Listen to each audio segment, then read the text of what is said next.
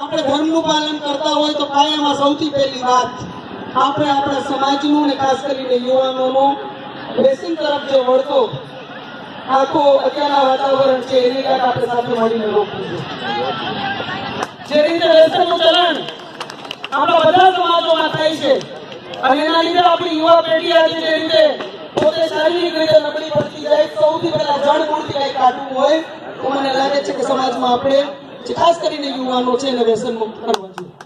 એટલે હું એક દીકરી તરીકે, એક બેન તરીકે સમાજના બધા વડીલોને કહીશ ને એમાં મારી પણ જ્યાં કઈ જરૂર હોય તમે ચોક્કસ કહેજો.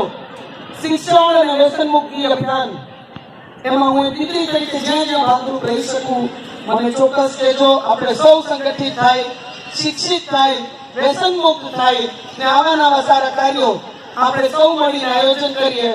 ભાઈઓની જે લાગણી છે એને ફરીથી એક બેન તરીકે ખૂબ ખૂબ વંદન.